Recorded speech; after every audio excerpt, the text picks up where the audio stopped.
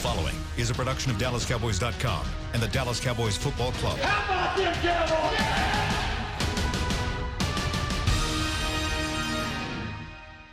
This is Talkin Cowboys.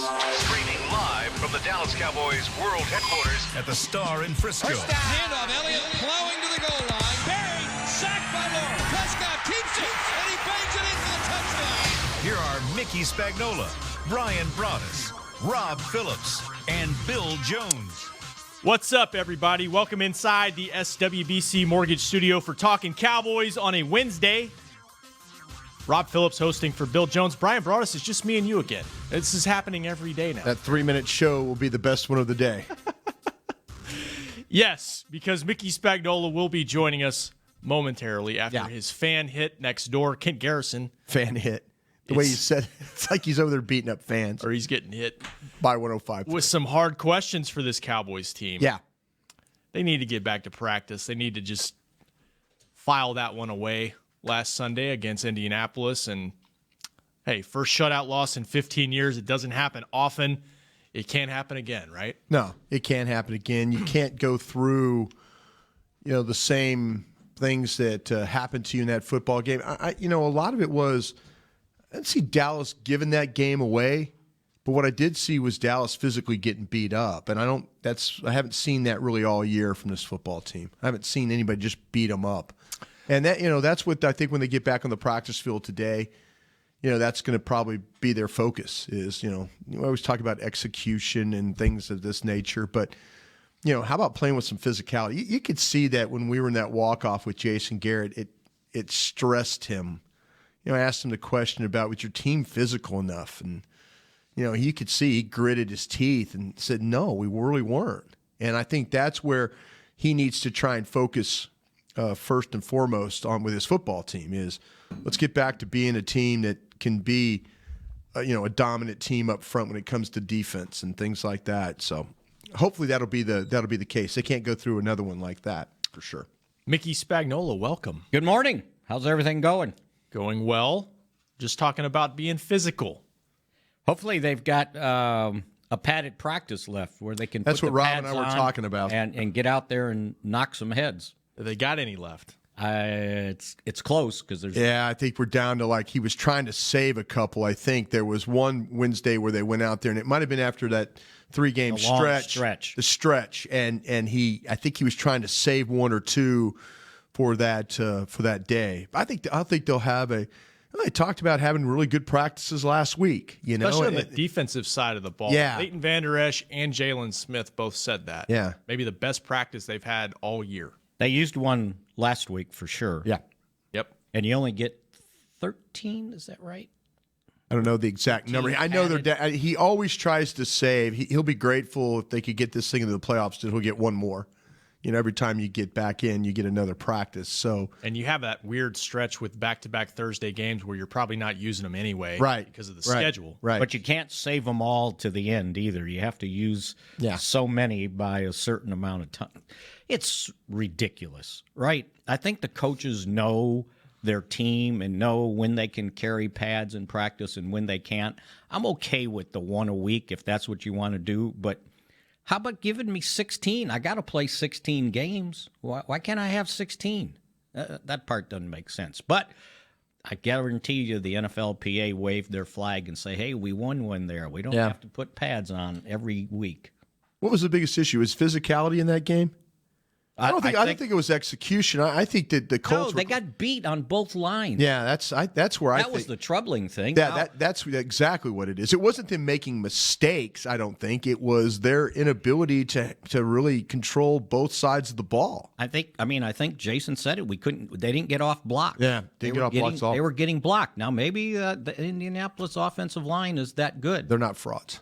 And then, we're not going to call that line fraud. No. And then the offensive line, just wasn't consistent enough. Yeah, that's true. Hey, you got to put that behind. Put it behind you. Absolutely. Go for it. Burn the tape. Burn the tape. Marcus Lawrence said they hit us in the mouth. They did. Squarely in the mouth. And, they've got to return the favor against Tampa Bay this Sunday. You mentioned physical. They've played in some really physical ball games. Like the ones that stand out to me this year, Houston. Houston was a bloodbath. And That Saints game was a fight. Yeah. Physical. Yeah. Like guys flying around, hitting each other. Probably the best tackling game they've had. Yeah.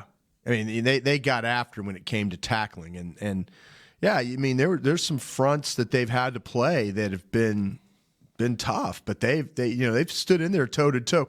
Like we've talked about this on a bunch in the show. Defense has carried this football team all year. The questions we've had have been offensively. Yep. And if going into Oxnard, I would have said the opposite. Because there was too many unknowns on. Yeah, there were too many unknowns on. But I should have seen the receiver by committee thing. That pisses me off as I think about it right now. It started to unfold in Oxnard though because defense won a lot. Defense started covering those guys. Yeah. They were winning a lot in team drills out there. Well, they made a switch, but yeah, I think I think you'll see a much different Cowboy team off the jump this week. I think that I guarantee you when you guys have the locker room sessions, that'll be the physicality. The word physicality will come back into play. You'll hear that one a bunch today. I heard one of the, I guess he's a hot boy, in the dining room Tuesday, right? Yeah. All I heard him say to somebody, "That ain't happening again." Yeah. Yeah. So they knew. Sure. Yeah. Sure. They're the first ones to know, by the way. We don't need to point it out, right? They know. They know. We got a big show today. We got a lot to cover. 888-855-2297 is the number if you'd like to join us over the next hour. We've got Bucs to look at. We've got injuries on this roster. And let's start with some news of the day. What happened today? Well, what happened last night? The Pro Bowl got announced. Mick? Yes, it did. You're right. Break it down for us. Who's in? Cowboys had 5 guys selected. Tyron Smith, Zach Martin, Ezekiel Elliott, DeMarcus Lawrence, and Byron Jones for the first time. Well-deserved, too. Tyron, I believe that's his 6th selection. Yes. That ties him for the second most Pro Bowl selections of offensive linemen in Cowboys history with John Nyland, Nate Newton, and Rayfield Wright. Here we go. The only guy that's had more is Larry Allen, yeah. And I believe it was 10 or 11. I think it's 11. 11, yeah, I think you're right. So, so everybody wanted to point out Rayfield Wright, but they forgot Nate and they forgot John Nyland. Well, absolutely. John Nyland was really good, too, by the way. Yeah. Back in the day when I was watching him play. Can I say something real quick? Yeah. About that? I mean, we all kind of put up on the board who we thought. I didn't have Tyron Smith on the board, but I had Leighton Vander Esch.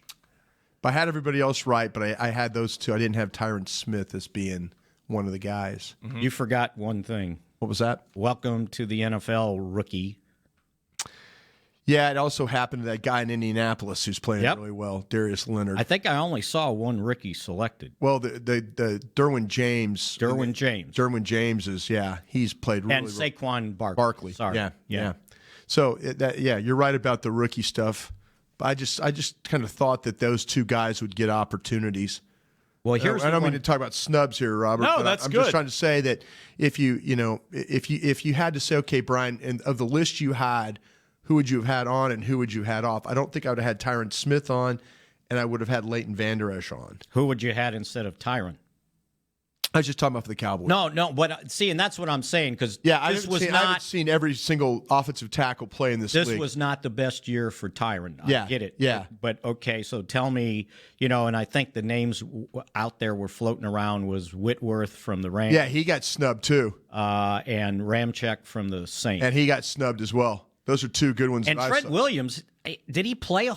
He didn't even play the whole season. Trent Williams has been in and out of the lineups. He's been much like with Tyron Smith. But yeah, I mean, it's a lot of that was reputation there, I believe. Okay, so let me pick this bone on the linebacker thing. Yeah. So they came up. They finally got it kind of right. Like they got inside linebackers and outside linebackers. So Kuechly and Wagner, you knew that's what was going to happen inside, right? Right. So outside linebackers usually are reserved for guys that have a bunch of sacks. Right. So Khalil Mack had 10 sacks. He's going to make it, right? It's pretty good. Kerrigan, 9 sacks. I don't know how well he's played other than that, but he's got 9 sacks. Reputation. No, Kerrigan's reputation. But if Kerrigan gets a sack, I think he's had 10 or more sacks like 6 straight years. So everybody knows about Everybody knows him. him. Yeah, absolutely. Anthony Barr, somebody's going to have to explain to me how they voted for Anthony Barr. He's only played 11 games. Yeah. He only has 3 sacks. And you know what his grand total of tackles are? 49. Yeah. That's 100 less than Van Der Esch. 100. Who voted for him? Reputation. Yeah. What reputation? Yeah. He has a reputation as a good player in the league. I You looked just at said, his- welcome to the Pro Bowl rookie. or Yeah, NFL I know, rookie. but usually Yeah. you got to have 2 good years in a row to make it the first time. So that's a rookie. But Anthony Barr, was there not somebody else that played better as an outside linebacker? Well, they don't tell us the alternates for the Pro Bowl, but I would be shocked if Van Der Esch wasn't at least in strong consideration there. Jalen Smith, too. Both had good years. And there's no shame in missing the Pro Bowl if you look at the NFC and Alvin Kamara does not make it. You know what they need? And McCaffrey doesn't make it. McCaffrey. Now Zeke, Well, that's a big snub, right? So which there. one of those running backs would you have taken off? well, maybe Barkley. I tell you, he's played really well. He has played really well. Third in the league in rushing. I'm just saying I'm not taking Gurley off and I'm not taking Zeke off. So if you've got to take one off, Get the rookie. maybe the rookie, but he's deserving as well. It's just a loaded group. I mean, he's he's third in rushing and second in yards Reception. from.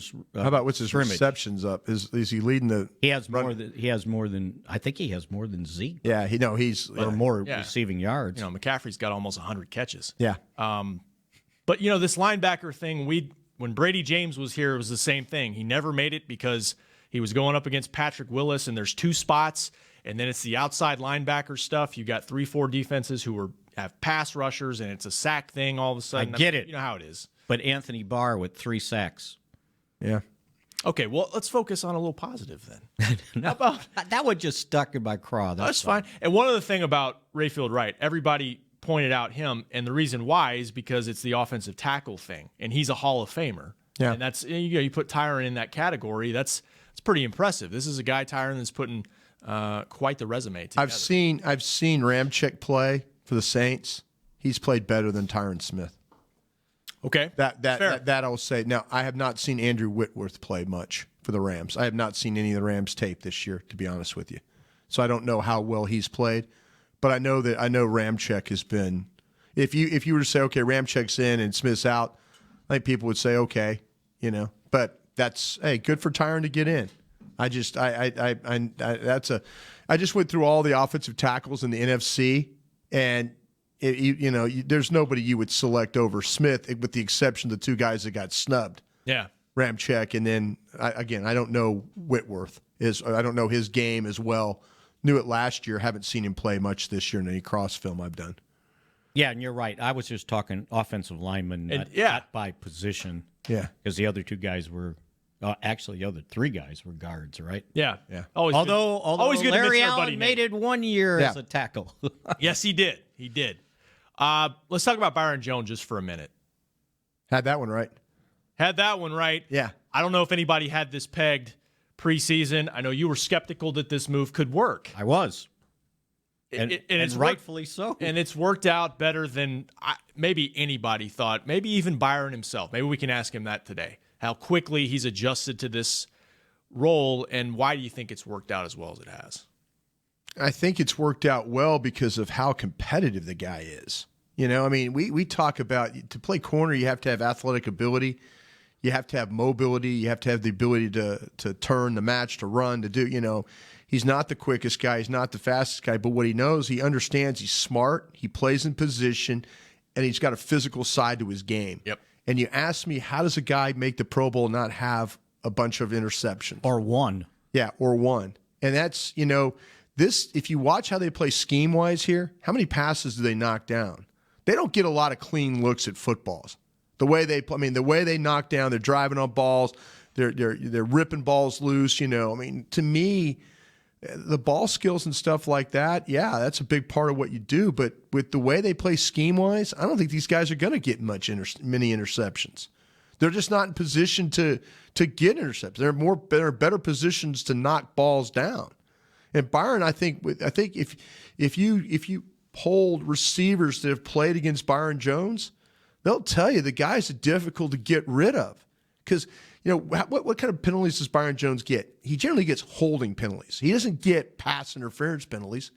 He's really good at sticking on guys, and officials have let him play a little bit and not let him play at times. He had a series. He was in Philadelphia where he had back-to-back penalties in a series that got him down the field. Mm-hmm. But Byron Jones is a tough. He's like gum. He's like gum on your shoe. You're trying to get it off, and it won't leave. And so that. Yeah, and I don't think he's ever going to have the high interception numbers, but whoever made the decision to play him at corner might have made him a ton of money. Because if he doesn't get it here, someone's going to say, "Well, look how he plays. Mm-hmm. Look how he plays. This guy's tough." And he's a good kid. You don't have to worry about him. He's smart. He comes to work every day. He practices hard. Yeah, pay that guy. He did whatever was asked of him for the first 3 years, which meant play a little corner, play a lot of safety. He lines up and plays. He's played before the season. He had played in 48 NFL games. He hadn't missed one yet. How many games we got now? 13. Add that to it. 14 games. Add that. Yeah. This guy lines up and plays. There's something to that. And if Chris Richard made the decision solely to say, "Oh no, he looks like a better corner," good for Chris Richard. Because he put him in a category where people now are going to have to look at him and say, "That's our type of corner right there." Mm-hmm. And the guy, I think it speaks to how well he's played because he doesn't have any stats. And normally when you start picking corners, you start looking at that list of interceptions and go, okay, he's good. Okay, he's good. He ain't got an interception, and he made the Pro Bowl. Yeah. That tells you the respect. level he plays. He's got 14. He leads the team with 14 passes broken up. But no interceptions, but somebody thinks he can play. You know who he does? What does he do? Your buddies. My buddies. Pro Football Focus has been touting him all They've season. had it? Well, maybe that's why he made it. It helped him. I think it helped him. The players picked up Pro Football Focus and said, look how high this guy's rated. They've played a lot of national games on TV. That's right. And I don't know if guys sit around like we do and watch football games. They probably don't. Probably sit around and do other things. But the smart ones know. And like I said, if you did a poll with the receivers that have played against Byron Jones, who's one of the toughest guys you played against? I think Byron Jones would get mentioned a lot. Yeah, and player voting is part of this. Yeah, they know the guys who are good players because they have to go up against them. I wonder how rare it is to have a first-year corner in the Pro Bowl. Like a guy, I don't know if if there's a stat for a guy that switched positions and makes the Pro Bowl his first year, other than rookie corners. But he's the first Cowboy corner to make it since Mike Jenkins and Terrence Newman back in 2009. Been 9 years since the Cowboys put a corner in the Pro Bowl. You would have fooled me if you said Mike Jenkins made a Pro Bowl? 2009 with Terrence. Yeah. That would have fooled me. Mickey, would that have fooled you? Mike Jenkins? I don't remember Mike Jenkins' 2009 season being all that spectacular. Did he have a bunch of interceptions? I believe he did. I can't remember. I mean, I tell you what I had for breakfast this morning. That's about as good as I can do. Right, and I believe I'm trying to remember which way it went. I apologize out there, Cowboy Nation. He got. I'm trying to think what I was trying to say. Yeah, he had a good season. This is some terrible radio we're doing right now. He had 19 pass breakups. All right, there you go. And 5 interceptions. All right. That was 2009. Yeah. So was that the year after he got punked when they brought in Pac-Man? 2008 probably was the Pac-Man year. That was Pac-Man. Yeah. Yep. And he had a decent year before that, and he got punked because Pac-Man was here. He got punked by, remember the whole thing with him when he came in and him and Skandrick at the same time, right? Mm-hmm. That was a weird situation a weird situation. He felt like, wait a minute, you're playing this guy? All right. Skandrick was the 5th round pick playing more early. Yeah, that's right. And then he had the good year, and then something happened the next year. He got hurt knee, right? Yeah, I believe so. He's always had knee issues. He always you get a defensive back with lower body injury. Mm-hmm. I'm using a hockey term here. I always describe all their injuries as lower body. You get a lower body injury, they make their living with their legs. They can't run, they can't move. The Achilles is gone, calf strains with all that, hamstring. Just not the same guy. Mark B on your Scantron. Mark B for false. Those guys are done. Absolutely. No truth to the matter in that one. And if you look at two of the guys that got selected at cornerback, Fuller and Howard from Miami, well, they're tied for the league each with 7 interceptions. Yeah. So they're in, right? So, I think it's a great credit to the level he's played with. That's coach's vote and player vote right there. Yeah. That's what that's all about. But Cowboy Nation out there can line up for their guys. I mean, and here's a fan vote. Norman made it. Who was it was the AFC. It was the AFC corner was a name, I think, and it's like, okay, I guess he's good because he made the. Hey, just hang with me, Jalen Ramsey. Jalen Ramsey. Oh, in Jacksonville. Yeah, hadn't been the best year for him or the Jags. No. Or his mouth. Okay. On that note, let's take our first break. 888-855-2297 is the number. Give us a call, and we'll dive into the injury report. We'll dive into the Tampa Bay Buccaneers next on Talkin Cowboys. Essilor has been helping Cowboys fans see better since 1972 so they don't miss a moment on the field. Get glasses with Essilor's best vision, clarity, and protection with the Essilor Ultimate Lens Package. 3 innovative technologies in one lens. For a limited time, you can double your lenses for free when you purchase the Essilor Ultimate Lens Package and get a second pair of frames. Find a participating eye care professional and details by visiting EssilorUSA.com. That's EssilorUSA.com. Terms and conditions apply. Do you want the most interesting, up-to-the-minute Dallas Cowboys news straight from the Star in Frisco? How about exclusive and on command? That's right, news and nuggets you can't find anywhere else. With our exclusive Cowboys content on Alexa, you can have all the answers, secrets, stories, and more. What's Stephen Jones thinking during a game? What's Joe Looney's favorite pregame meal? We take your questions to Cowboys players and coaches, and you can hear the answers directly back to you. Just say, Alexa, open Dallas Cowboys. If you're like me and you love... if you have a thing, then cutting the cord is scary. But then I found out I could switch to DirecTV Now and still get the live sports I love. No satellite needed, no bulky hardware, no annual contract, just... Get the live sports you love. Try DirecTV Now for $10 a month for 3 months. Visit DirecTVNow.com. DirecTV Now. More for your thing. That's our thing. Use code REALDEAL. Limited time. Price for little package. After 3 months, renews monthly at full price. Currently minimum $40 unless canceled. Prices may change. New subscribers only. Cancel anytime. Content varies by package and may be limited. Restrictions apply. A man's Stetson doesn't just protect him from life's elements. It projects an unstoppable and legendary spirit, just like the men wearing silver and navy on the field every Sunday. Since 1865, Stetson hats are American-made with pride right here in Texas. They are still the official crown of all self-respecting Cowboys. And Stetson is proud to be on the field with America's team. Find Stetson hats in the Pro Shop or at Stetson.com today. Dr. Pepper is the one you crave. But how do you explain that craving? Imagine being shipwrecked on a desert island, alone. Glass-like curls of surf pound the shore with Dr. Pepper-colored waves. Surrounded by desire, but you can't drink it because it's the ocean. Fish live in there. The only thing you want is Dr. Pepper, and you can't have it. Now that is a Dr. Pepper craving.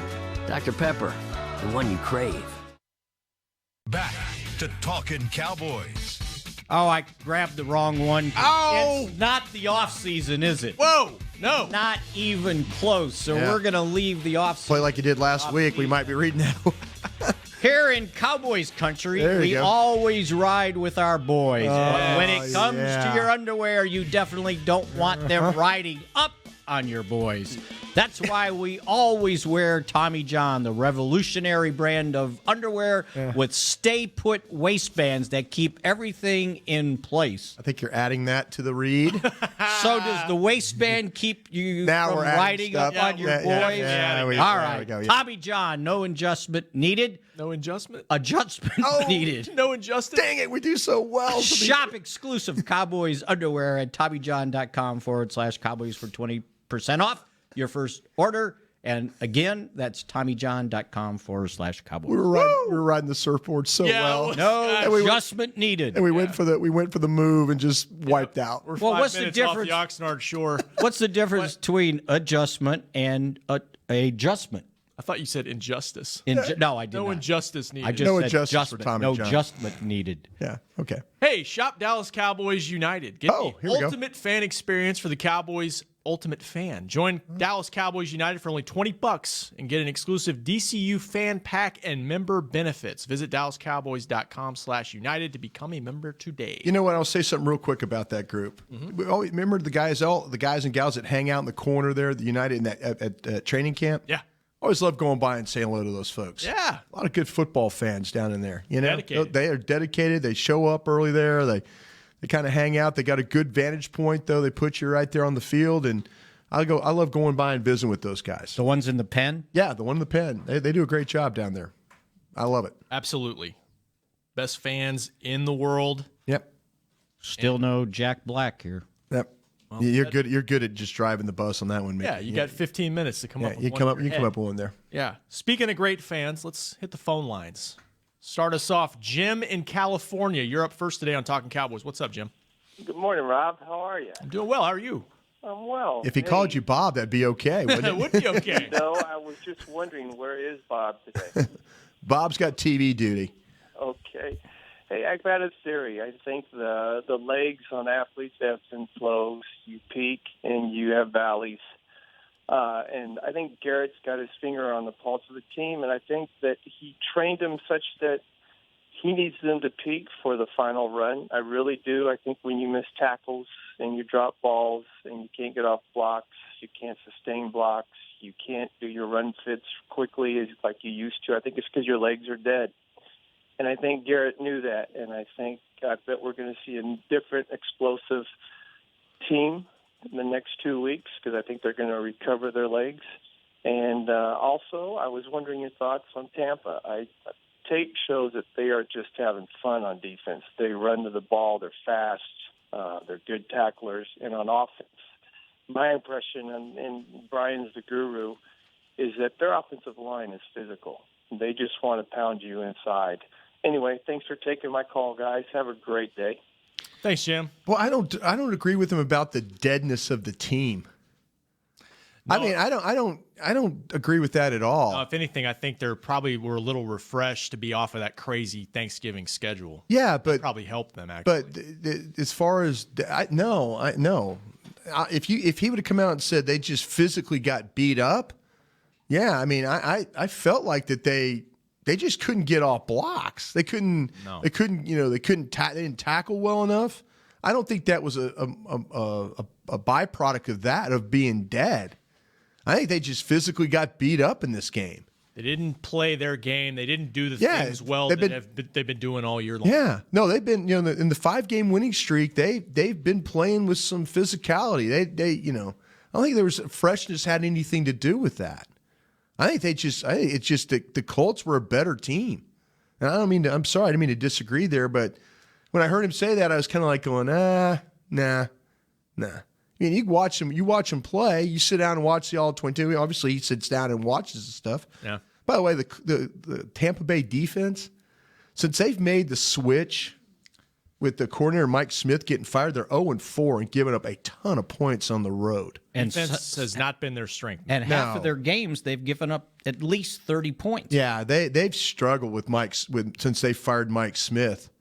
I mean, we could talk about the Saints game. That's a division game.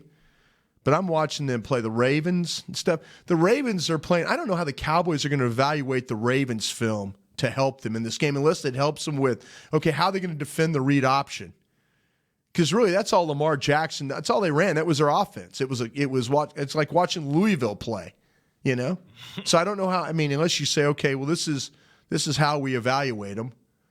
But yeah, I mean, they scored 14 points. Watching the Saints game, and they collapsed in the second half of that game. So yeah, I mean, I think there's a lot of really good names on that defensive line, Rob. I like the fact, Jason Pierre-Paul is like, I'm right about him as an old nemesis. Gerald McCoy's a good player. I don't think he's the same player he was back in the day.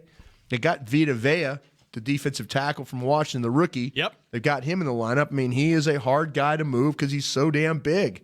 That's a problem. This Carl Nassib, the defensive end, he's got a little bit of that. He would be one of those guys you would see when they face the Redskins. You have to deal with Preston Smith, Ryan Kerrigan, that try hard, relentless, keep coming after you guy. Probably not the most talented. I don't know if he's as talented as those guys I just mentioned, but he's got some. He's going to give Lyle Collins a test. If Lyle Collins doesn't play with technique, this guy's going to give you a little bit of problem. I like their safety Jordan Whitehead, who they got from Pitt in the 4th round.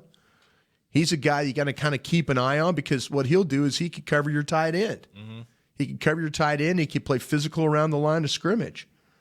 But other than that, I'm just kind of looking at their team like, okay, you should be able to move the ball against people have. Yeah. I think especially in zone coverage, these guys are terrible when they play zone. They took Vita Vea in the 1st round? 13th overall, I believe. Antoine Woods got 7 more tackles than he does. Well, he's missed games. He's missed a lot of games. They just got him back. He hasn't played. How many games? I'm almost positive he's missed like 4 games for them. There was a problem there with him. He was nicked up. Total number of games? Looking it up right now. Yeah, I'm having trouble with my elbow. But to me, this going back to Jim's call, he's played 11 games, started 6. Yeah. So he hadn't played as much. Right. Hasn't been as. That's okay, but hey, they're 2 big men inside though. Yeah. They make plays. The strength of this Tampa Bay team, what we've seen so far this season, is their offense, and you talk about moving the ball. They've moved the ball. Oh, that's no matter who's been in at quarterback. For right. them. Yeah. It's kind of like the Cowboys' offense. It's been about finishing drives. I think they were the only team in NFL history a few weeks back against Washington to get 500 yards of offense, and 3 points. Yeah. No touchdown. Well, I think they got 6. Was it 3? Oh, sorry. It was 16-3. 16-3. Yeah. 16-3. You're right. Yeah. I'll tell you another thing, guys. They've had problems catching the ball. They ever see Chris Godwin from Penn State, who I really, really liked in the draft in 2017. This is a team. It drops. I'm watching these games and it's like guys open over the middle, drop. Guy open over here, drop. I'm just hoping that they continue to drop footballs the way they have. They're going to probably get Deshaun Jackson back, though. Yeah. That's going to be a pain in the rear to have to deal with. They got this little kid named Adam Humphries, who's kind of a Cole Beasley starter kid.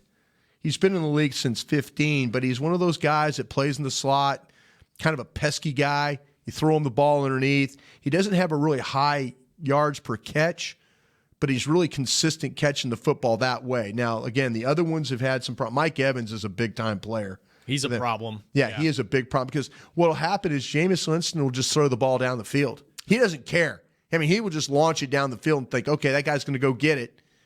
I went to a couple Texas A&M Aggie games where Johnny Manziel, that's all he did. It was the same thing. Alabama game, one time we just launched it down the sideline, and it's like, okay, go make a play. I think he had like 200-something, 300 yards. Insane. Yeah, and the same thing here, just because he can go get it, Mick. Yeah. They'll also get the ball to the other team. Yeah, that's big for them too. 31 giveaways, 25 of those interceptions. Yeah. Most in the league. And they had the second worst ratio in turnover margin, just in front of San Francisco because they don't really take it away that much. I think they're tied with Dallas in takeaways. Yeah. 16. Well, that's the difference between winning and losing. That's probably the biggest stat there is. They're 5-9, but they're not a bad football team. I will say it's about John Wright was the caller, right? Jim. Sorry, Jim. It might have been Bob. Who knows? Jim, I'm sorry about that. No, he's right about this offensive line though. They're just trying to they're kind of a Molly group. Molly, they get into you and they're really not going to get much movement, but they try and get into you and move you if you can. You don't see them really coming off the ball. The best one, it's hard to beat the lines that you've played with what Indianapolis had, with what the Saints had, what Philadelphia's had to a point too as well. But this group is one of those, they'll try and get into you. I think if you want to go after somebody, the tackles look a little heavy-footed to me. Donovan Smith at left tackle and DeMar Dotson at right tackle. They look a little heavy-footed to me. Ali Marpet, who plays guard for them, talk about a guy that probably got snubbed. He's a good player. Ali Marpet is. He's a small school guy. Small out, school, right? Hobart College. Yeah, I watched the film. Yeah, they have a bounce house in the end zone. Like the kids are in the bounce house playing it while the game's going on. It's awesome. It's different. It's different, but it works for them. But yeah, it's a group that there's nothing really pretty about them. But I'll tell you what, though, they just get ready for Jameis Winston to throw the ball down the field and hope for the best. That's kind of how they play. Evans. Put pressure on him, and he'll throw Jackson. you 2 of them. Yeah. You hope he does. That would be a great thing. He's got to catch it. How about get 2 and finish 2? Instead of get 2 and kick field goal 2, or don't get dragged down at the 4-yard line. Yeah. That's a goal at the 4. Yeah, that's a bad sequence for the Dallas Cowboys. First and goal at the 4. It is. We've talked about that offensive line issues there. Really don't trust them that much. Yeah, it's kind of a problem. Mick? What else has to happen in this game besides red zone? Because I think I like this. I like the line of questioning here. I like this. We got after that horse pretty good yesterday. I wrote about it yesterday again. Besides that, what else has got to change from the Indy game to this game to get back on track? Offensively, defensively. That's a really good question. I like that one. Well, Zach Martin needs to play. Yeah, that would help. Count? That counts. No, that counts. Start right there. Sure. Yeah, start right there. Ciafulo needs to play. Yeah. Not sure about him, right? I think he's going to play. You do? I think they thought he was going to play on Sunday. Is he going to borrow the Buccaneer patch? That would be great. Right? Bruce the Buccaneer patch. Outbuck the Bucs. With that patch on his, I don't think you can play with one eye. No. He had sunglasses leaving the stadium. I'm going to tell you this. I'll tell you a real quick story. There's a guy named Bob Whitfield that played left tackle for the Atlanta Falcons, 8th overall pick, 1992 draft. Had one eye. Played left tackle with one eye. He was blind, legally blind in one of his eyes, and played left tackle for a long time for the Falcons. Because we were going to draft him at Green Bay, and then all of a sudden the medical stuff came back about the eye. But he's legally blind in his left eye. There was a Dallas Desperado that had one eye. Yeah. I think it was Josh White. You remember that, Mick? He had an accident as a child with a toy. Oh yeah. And good player for the Desperados, by the way, indoor team. You know the Cardinals back in the St. Louis Cardinal days? Yes. Well, not the Chicago Cardinals, the late 70s, I believe it was. Mm-hmm. Pat Tilley. They had a defensive lineman who was deaf, legally deaf. Yeah, Nebraska had a guy. Denver drafted a guy. I can't remember his name. I don't remember the guy's name. Yeah. And he made the team. Yeah. He actually made the team as a defensive tackle. I took you off the path there. But no, that's thankfully Suafilo's injury is not that serious. You need Suafilo to play. So to give you a more tangible answer, they need to get back to making on offense a big play. Can't always drive 85 yards for a touchdown. At some points, you need a 40-yarder. You know what? In these last couple games, Zeke's ran the ball well, and he's been like one tackle away from going the distance from wherever he's at. The 24-yard run gets caught on the clip of the heels. Got, he's break. You can see it opening, and it's like, oh, this is going to be big, and then something happens, and he just gets derailed right at the last minute. They need they need him to bust one of those, and they need to hit one of those deep passes. At some point, you got to get some easy stuff. You can't just keep grinding and grinding and grinding, and like Jason pointed out, those first 3 drives was like 80 yards, 60-some yards, 50-some yards, no points. But you're grinding and grinding and grinding, and then you get a hold. And it's like, okay, there it goes, and now I got to kick a field goal. Longest pass play in that game was Blake Jarwin, 18 yards. Yeah. And Amari Cooper's been that guy for them. Yeah. He's been the big play guy. Yeah. He had an 11-yard run on the reverse. Amari did. Which was very close to being broken. That was to take it. If Connor Williams would have just kind of caught his guy a little bit more, that was a big play. But his long reception was 11 yards. What do you think they did against him in that game? We were talking about that last night on the happy hour. I didn't see anything normally. I mean, they played single high. Pressure on the quarterback. Pressure on the quarterback was huge, and it didn't give him any opportunity to go to him like he had been. That extra second. Amari still he gets open. But it wasn't like, okay, there's this massive bracketing going on right now. I mean, they played their defense. There's Bill Jones just walking by. Hey. I don't think he's stopping in. He's not stopping. He's not. He's a TV cat. He's today. teasing us. Looks like he's running for president right now. He is. Governor. Well, he could probably win. Can I say what I think the Cowboys need to do? Definitely. Hey, you know what? You want to hold it? I'll tease that. Let's tease it. That's a great tease, I think. Brian Bross will tell you what he thinks next. Next on Talkin' Cowboys. If you're like me and you love... if you have a thing, then cutting the cord is scary. But then I found out I could switch to DirecTV Now and still get the live sports I love. No satellite needed, no bulky hardware, no annual contract, just...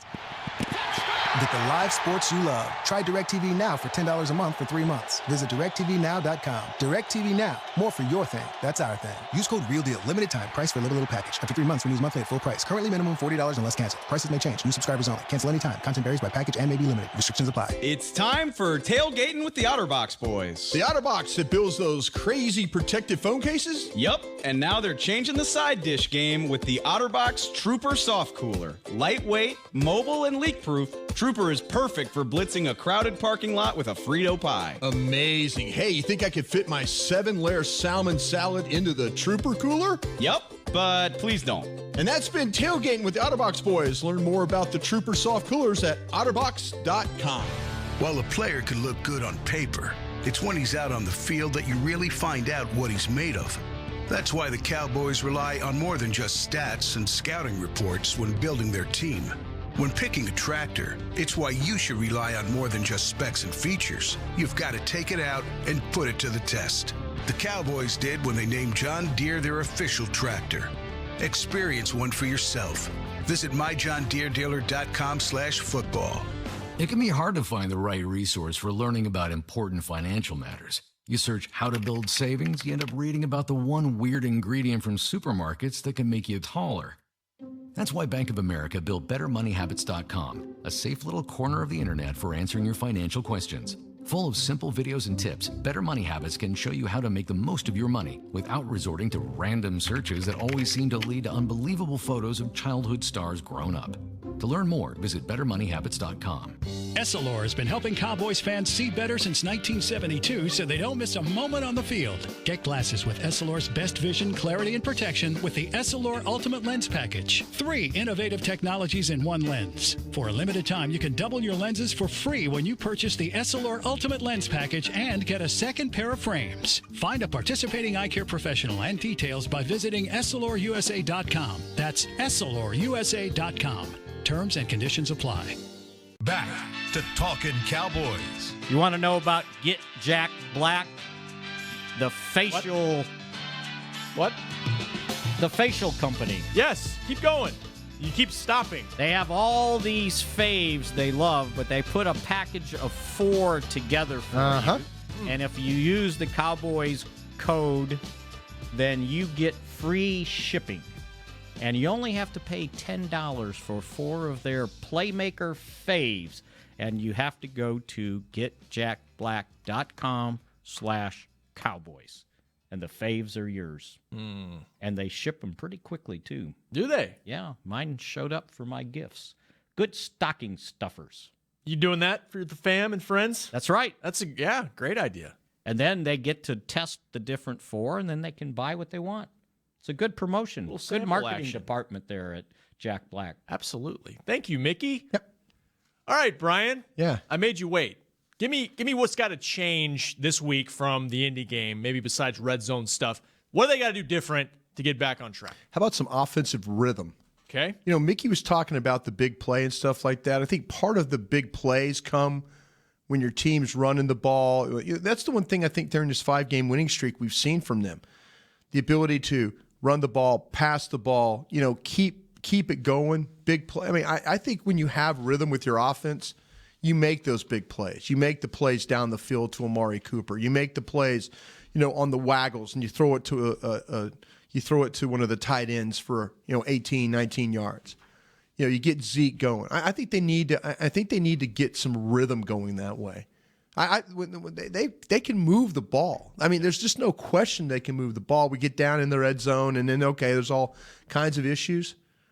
But get back, I don't think they got in good enough rhythm in the Colts game. I mean, I think that was something that kind of affected the way that they play. They didn't make those plays like Mickey was talking about. Those chunk plays are great. I mean, driving the ball, grinding the ball. Yeah, it's tough. Mm-hmm. But, get a little bit of rhythm. We've seen them have, capabilities. I say 13 plays, 10 plays and all that. But you're right. Just get a little bit more rhythm, get the quarterback feeling a little better about himself, protect him a little bit better. I don't think the issues defensively are anything to be worried about. I wanted to just come out here and say, oh, geez, I was worried about the Colts running the ball against them. Is someone else going to try? I think that's just a product of the Colts' offensive line. I think they physically, like we've said a bunch, I think they physically took it to Dallas's front. And I don't think they're going to play many more offensive lines that play with that style.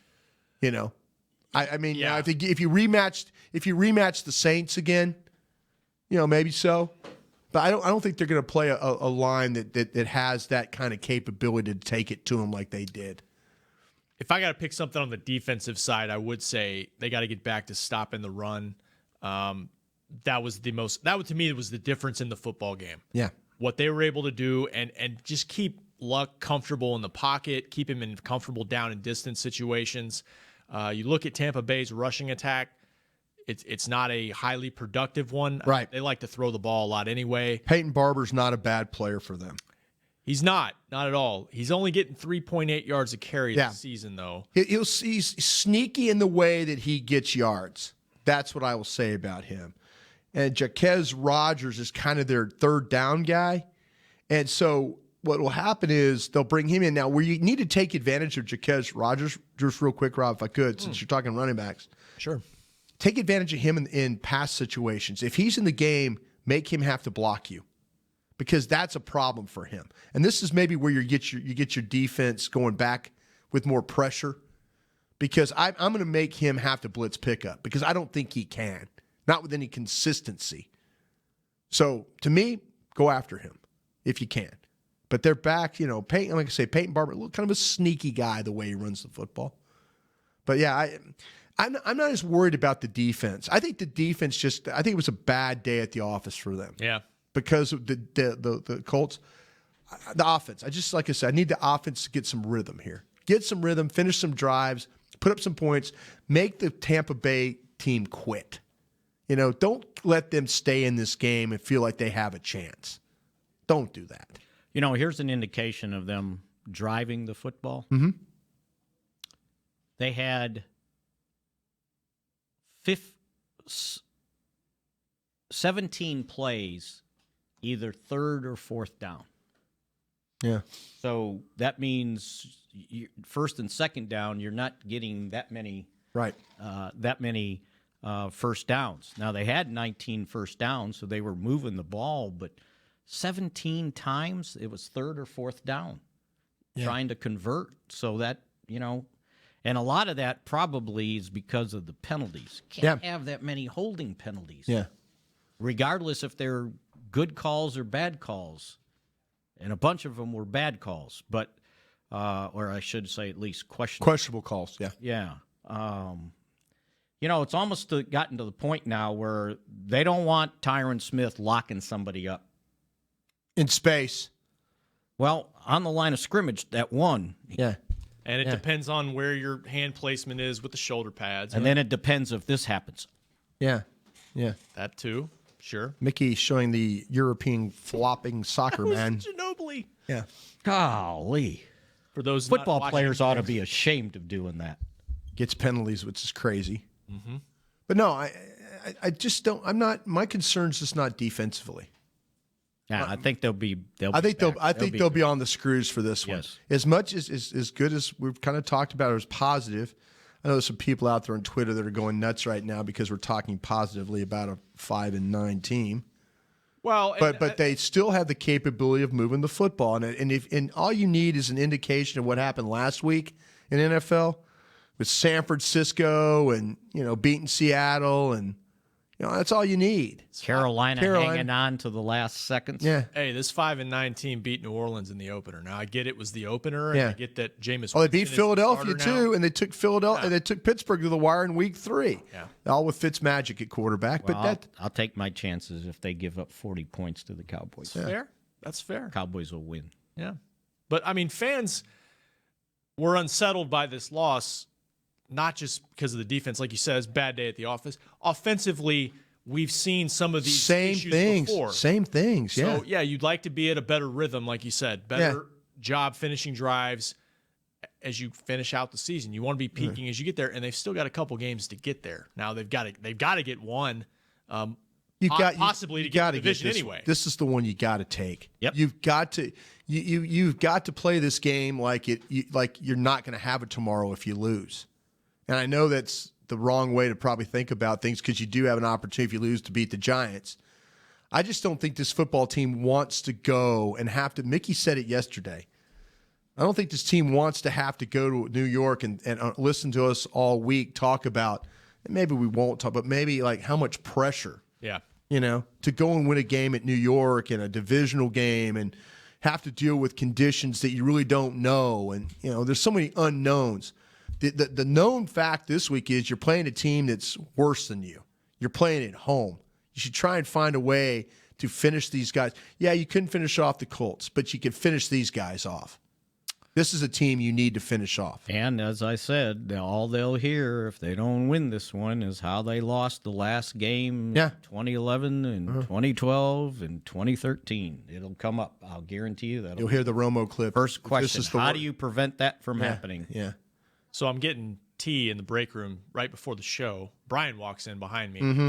And today? Yeah, on TV this morning. First Takes graphic says, do the Cowboys lack mental toughness? Now, I'm shocked that a Stephen A. Smith show would have that because he's so objective when it comes to the Dallas Cowboys. But that's, maybe this is good for them.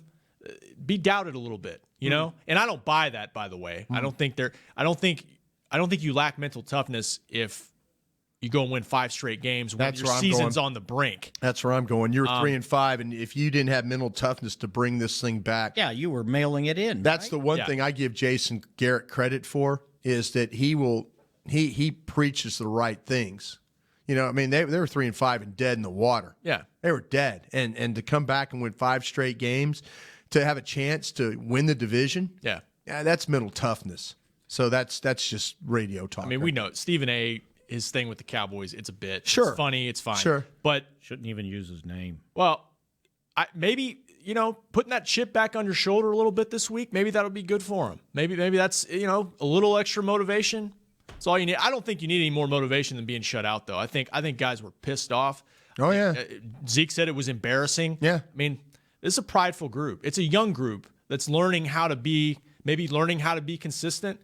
But they play hard, and I just don't expect that to happen again. I really don't. We'll see what happens, though. You still got to execute on both sides of the ball to be able to win. Let's grab another phone call before we get out of here. Steve in Mississippi, you're up next on Talkin Cowboys. What's up, Steve? Hey, what's up, guys? How are y'all? Excellent. Good. Thank you. Hey, just had a couple of questions really around the offense. Both before I got to that, I want to thank all of y'all, your job you guys do, man. Appreciate that. I can't appreciate it more as a Cowboys fan. The content on the web is just amazing, and Brian, your analysis is spot on. Thank you. So, appreciate keep that. up the good work. Question I had around is Tavon Austin.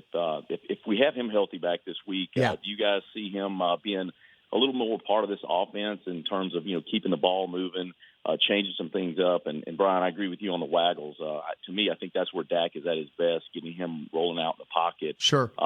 Just giving him, I think, time to sit in the pocket has been an issue for us, and him, that mental clock. I guess that was my next question around. Is that a coachable thing where I'd like to see him just tuck the ball and run when that pocket starts to collapse? You like to see him take off. I know there's some holes out there and some big lanes to run in. Just like to get your comments on that, and guys, I appreciate your show. Thanks a lot. Thank you. Thanks, Steve. What, do you see big lanes, Mickey? Yeah, I don't.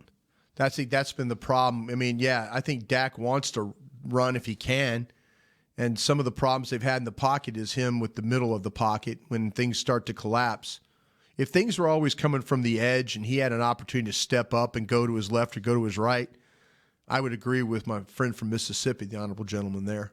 But I don't see a lot of opportunity. Now, I will say this, on 3rd and 1 the other day, he took a shot down the field, overthrew Amari Cooper, who was wide open, going to his left. And usually Dak throwing to his left doesn't miss that much. He could have run the football there and got the first down and fought for another day. Got a fresh set of downs, and here we go. So I don't think there's a lot of opportunity to run, because I think the middle of the pocket is where he could run through. We saw him at the Saints. We saw him in that game run through the middle of the pocket, had some opportunities, but boy, a lot of their sacks have happened in the middle of the pocket. And that's been a big problem. And the Colts had some pretty well-timed blitzes. Oh, they did a great job. And it's really hard when that guy's coming off the edge. Yeah. You're going to pull the thing down and run. Well, you only got the middle. Yeah. And so it's not as easy as everybody thinks. Oh, just run. Yeah. Well, early in the game, he was able to dump it off to Zeke, Dalton Schultz, and those guys. Well, and you know what? Somebody asked what happened with Cooper, right? Why didn't you get the ball to him? Right. There was a lot of dump-offs to Zeke in that game. Yeah, sure. Early. So sure to me, that tells me the linebackers were dropping quick. And they were saying, okay, we'll give you the underneath stuff, but you're not going to get us for 60 yards on one play. If you're going to throw it over the linebacker's head, then my safety – and they started off the game. They may have changed, and I saw them go single safety high, but early it was two safeties deep. They were playing double safeties deep. Yep. Mm-hmm. And so you were going to have a hard time getting the ball down the field. They were going to make you drive the football and count on that. If you were going to drive the ball for 12 plays for 80 yards, on the 11th play you were going to screw up. Yeah. It's almost like their defensive coordinator used to coach here. Yeah. Seems very similar. Well, Mickey's right. He challenged them to drive the football, and they couldn't without making a mistake. Yeah. A holding or something like that. And, who knows? Tampa may say, no, that's not the way we play. This is the way we do. Well, if they play zone coverage, they'll get killed in this game, because that's the one thing. When you watch them play zone in their secondary, that's where they give up plays, big plays. They lose coverage a lot. They get confused on who's going where. Teams have been able to complete passes on them down the field that way. Back to practice today. What do you expect the injury report to look like, Mick, before we get out of here? A lot of questionables. I think Zach could go this week? Or you think he may try to play without practicing? You think the knee's any better? I think play without practice might be the best thing if he's ready to go. I mean, he's got a sprained MCL. Now, I don't know what degree it is, but it was to the degree that he had to wear a brace and he couldn't play. Yeah. And normally it's 2 to 4 weeks of rest. Yeah. It's not 2 to 4 weeks playing with a brace on your knee, because that ain't getting it any healthier. Mm-hmm. And the only way the MCL gets better is rest. Made the Pro Bowl every year, and this is the most hard-earned Pro Bowl he's had. Yes, and it's rest. The medial collateral ligament kind of regenerates itself. You can use all the therapy, rehab you want, but Mother Nature has to run its course. So, I don't know that I'm saying he doesn't practice. I'm saying Tavon's going to be limited. Sean Lee will be limited. Suafilo will be limited. Who else is hurt? Is that it? David Irving, we just like to see him more so than out there with one of the strength and conditioning coaches jogging. Yeah. I'm just, like I said, Mickey's right about Zach Martin, but I think Zach Martin also understands that he was on that sideline the other day, and he realizes we talk about players don't realize what's going on. No, they realize what's going on. They do not want to go to New York and have to play a game to get in the playoffs. They know they have to do whatever they have to do to get in right now. I don't say sacrifice Zach Martin, but I think Zach Martin, if he can buckle it up and go, now it might be against the trainer's best wishes, but they're not going to put hurt players out there. Right. Trust me, they're not going to do that. But, he's probably going to look at them and say, I got to play this one today, guys. Yeah. And I think that's where we're at. I think that's right. I think there's a lot of guys out there that are having to say, I think with Tavon Austin, to the caller's question about him as well, I think you need to get him involved here soon if you can with returning punts and stuff. Mm-hmm. Get him incorporated back in the offense. Maybe that's Mickey's way of getting some more of those big plays down the field. You got Cooper, you got him, jet sweeps, screens, whatever you have to do to for punt returns. Got to flip the field a little bit here. Just not getting anything out of that punt return. All right, fellas, everybody, thanks for joining us. Thanks to Kim for producing. Stay tuned to Jason Garrett at 10:35. The break later, hanging with the boys. All our content on Dallas Cowboys Mobile, and we'll talk to you guys on Thursday. See you. Well, this has been a production of DallasCowboys.com and the Dallas Cowboys Football Club. How about this, Cowboys? Yeah!